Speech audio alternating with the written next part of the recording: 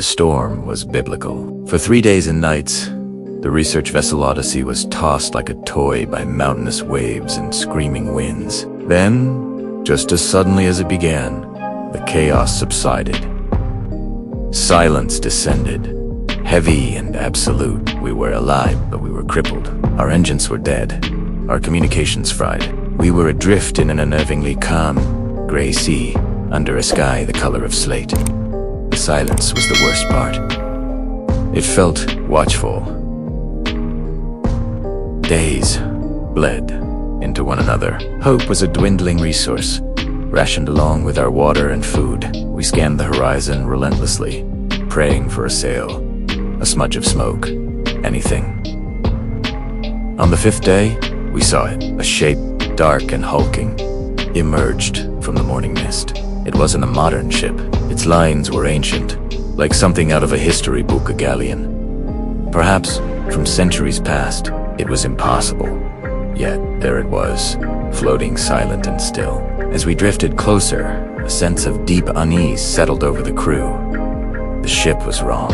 Its wooden hull was almost entirely obscured by a thick, pulsating carpet of something alive.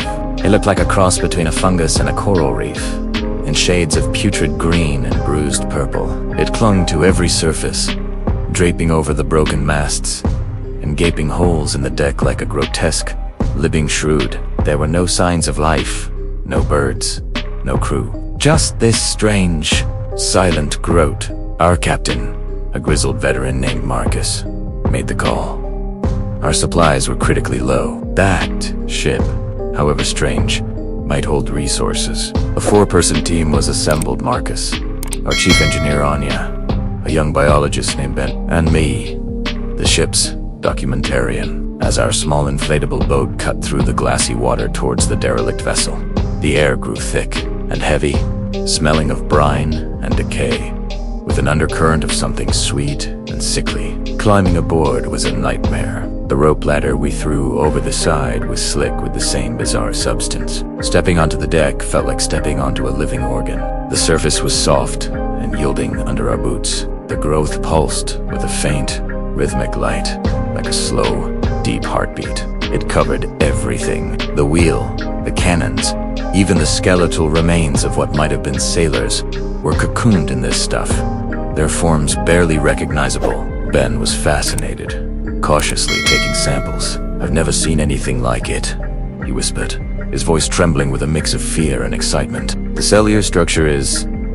it's not plant, it's not fungi, it's something else entirely." Anya, ever the pragmatist, was trying to find a way below deck, hoping to salvage something, anything. The silence was unnerving, broken only by the soft squelch of our boots and the faint, rhythmic pulsing from the growth around us. Marcus stood near the helm, his face a mask of grim determination. He was a man of action, not of quiet observation. The creeping horror of this place was getting to him. He nudged a particularly large, bulbous section of the growth with the toe of his boot. Nothing. He nudged it again, harder this time. Then he kicked it. The reaction was instantaneous and horrifying. The spot he kicked tore open like flesh. A thick, dark red fluid, like blood, gushed out. But that wasn't the worst part.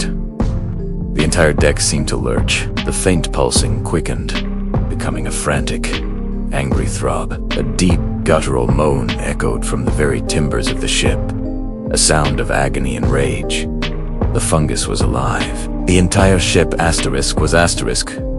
The creature, tendrils of the stuff, thick as a man's arm, erupted from the deck around us.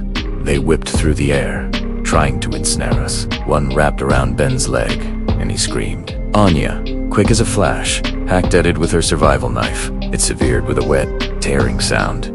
But 2 more shot up in its place. We were standing on a monster that had just woken up, and it was furious. Back to the boat. Now, Marcus orayed, firing his flare gun into the creature's mass. It recoiled with a shriek that vibrated through our bones, the light of the flare causing the tendrils to momentarily retreat. We scrambled, slipped, and fell our way back towards the railing. The deck was becoming a treacherous, undulating landscape of grasping appendages. The creature was trying to consume us, to pull us into its very being. I remember the feeling of a tendril brushing against my back. Cold and slick, I screamed and threw myself towards the ladder. We tumbled back into our inflatable boat, one after another. Anya cutting the rope as the last of us landed. We pushed off with our hands, our paddles, anything we could, desperate to put distance between us and the living nightmare. From the relative safety of the water, we watched in absolute terror. The ancient ship began to dissolve. The wooden structure groaned and splintered as the creature, now fully awake, began to consume its host shell from within. Acidic-looking fluids dripped from its hull, sizzling as they hit the water. The whole thing was a writhing, dying mass. It wasn't a ship covered in a creature. The creature asterisk was asterisk the ship, a colossal, oceanic predator that had disguised itself as a derelict vessel. Within minutes, there was nothing left but a few floating timbers and a spreading, foul-smelling slick on the water's surface. The monster had consumed its home and slipped back into the depths from whence it came. We were left in our small boat, floating once more in the profound silence of the open ocean. But the silence was different now. It was no longer empty. We knew what was lurking beneath us. We weren't just lost at sea. We were in a place where life could spontaneously arise from the abyss, monstrous and hungry. We were rescued 2 days later. But the memory of that living ship, that patient, ancient hunter, will never leave us. It makes you wonder what other impossible things are waiting in the dark, silent corners of our world.